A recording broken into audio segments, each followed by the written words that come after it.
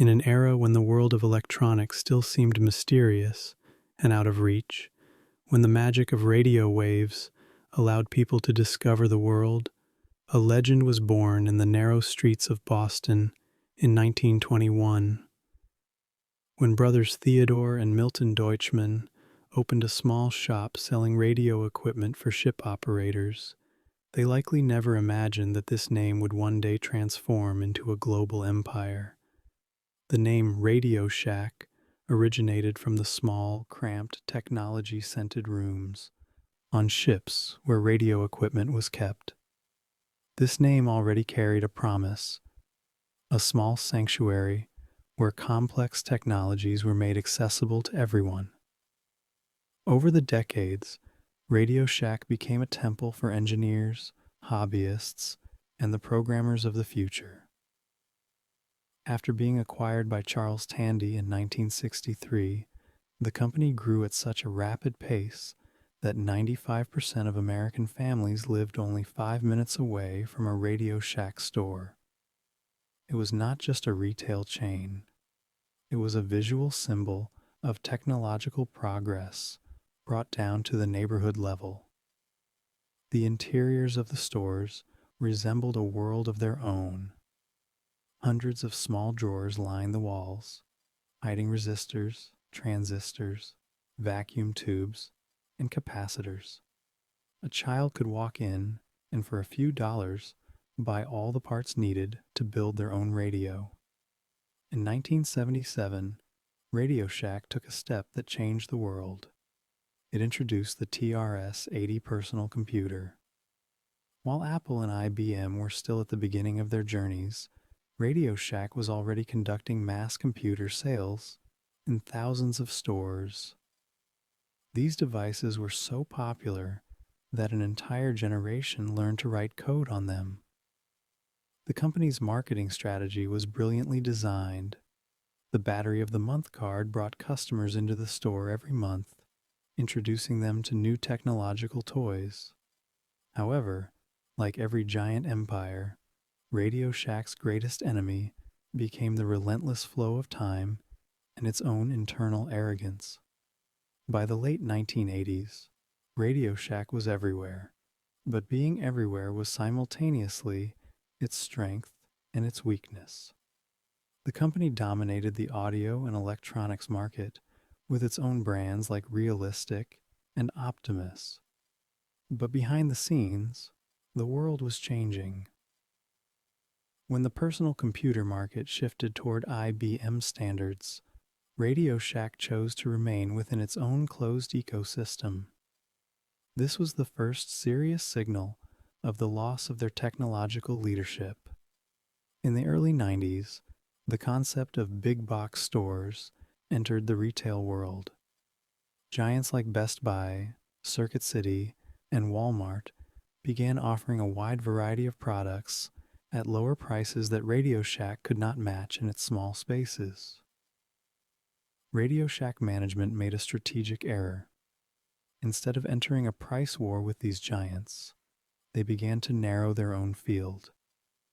They ignored the electronic hobbyists, the loyal crowd that had carried them to the top, and pivoted toward mass-market, lower-margin products. The period of collapse accelerated with the mobile phone boom of the early 2000s.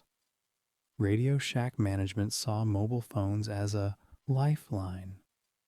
Exclusive contracts signed with giant operators like Sprint and Verizon completely changed the face of the stores. The intimate spaces where complex circuits were once discussed were now replaced by cold sales points where aggressive representatives tried to force customers into signing phone contracts. The central part of the store was reserved for shiny smartphones, while the essential parts that inventors sought were relegated to dusty back shelves. This was the spiritual erosion of the brand. Customers no longer came to RadioShack to invent. They came merely for an urgent need, like an adapter or a battery. However, the arrival of the internet and Amazon eliminated even this last necessity. It no longer made sense to go to a neighborhood store for a cable and pay 3 times the online price. RadioShack management responded to this digital revolution with a clumsy and inflexible structure. Their e-commerce platform lagged years behind competitors, and their logistics system still operated with the retail logic of the past. Chaos in internal management made the fall inevitable.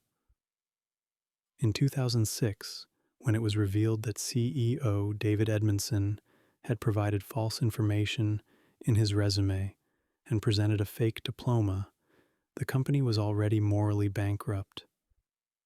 This event was not just a reputation scandal, it was an indicator of how blindly the company was being managed.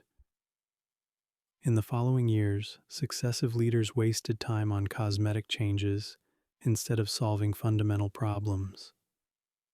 The 2009 rebranding of the logo to the Shack was a prime example of this desperation.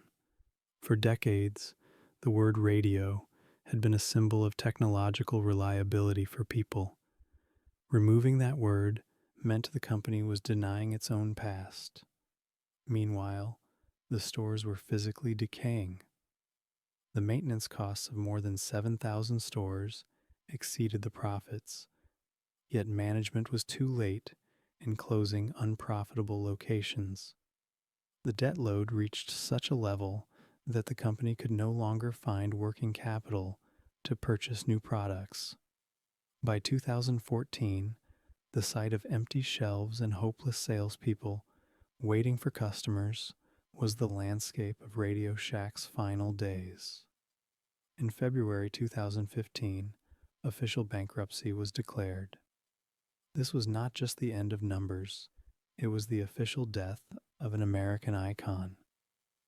The lessons to be drawn from this great collapse are of vital importance for every business today. The first and most important lesson: the loss of identity is equivalent to death. RadioShack's greatest asset was its loyal, tech-savvy crowd. They sacrificed their unique position to adapt to the mass market, the ubiquitous sale of mobile phones. As a result, they could neither become a giant online platform like Amazon, nor transform into a technology hypermarket like Best Buy. They were stuck in the middle. The second lesson: innovation is not just following a trend, it is predicting the future. During the years RadioShack was failing, the maker movement, the DIY movement, was exploding worldwide. New generation technological tools like Arduino, Raspberry Pi, and 3D printers were entering the market. If RadioShack had stayed true to its roots and turned its stores into small workshops and training centers, it could have been the only venue today capable of competing with Apple stores. They saw technology merely as a box to be sold, whereas RadioShack had previously been a school where technology was learned. The third lesson concerns the golden rule of retail. Customer experience is everything. People went to RadioShack for the expert advice they couldn't find on the internet. RadioShack was irreplaceable when the store employees were people with engineering-level knowledge. However, when these knowledgeable staff members were replaced by low-paid workers merely trying to fill sales quotas to reduce costs, the store lost all its charm. The day a customer asked about the pin of a transistor and received the answer, "I don't know, but we have a new data plan," RadioShack was bankrupt. Our final lesson is about the speed of adaptation. In the digital world, being late is not just falling behind, it is vanishing. RadioShack's descent into a debt trap and its inability to manage those debts completely destroyed its agility. In conclusion, the story of RadioShack shows us that even the greatest giants are destined to crumble like sandcastles when they succumb to arrogance and fail to keep a pulse on the changing world. Today, other brands may stand in place of those stores, but the specific smell of solder and batteries at RadioShack will remain a symbol of technological dreams in the memory of a generation. The death of a brand is sometimes not just a decrease in numbers, but the loss of a soul. RadioShack sold its soul, and its body soon followed. This collapse is the greatest warning for today's tech giants and the most realistic textbook for future entrepreneurs. RadioShack is now history, but the void it left is still felt in the direct and sincere contact between humans and technology. The fall of this great empire was not just the bankruptcy of a company, it was the end of a retail philosophy. Every structure that breaks the emotional bond between technology and humans will sooner or later face the same fate. The 90-year adventure of RadioShack has taken its place on dusty shelves. For those who want to hold a place in the technology world of the future, RadioShack's mistakes are perhaps more valuable than the most expensive product they ever sold.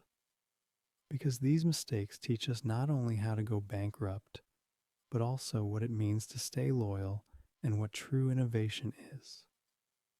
This documentary story is the most striking record of how an era vanished and on what lessons a new era is built. The legacy of this collapse remains a chilling reminder that no giant is immovable. RadioShack's journey from a small radio room to a global powerhouse, and finally to a cautionary tale, serves as the ultimate blueprint of what happens when a brand forgets why it existed in the first place.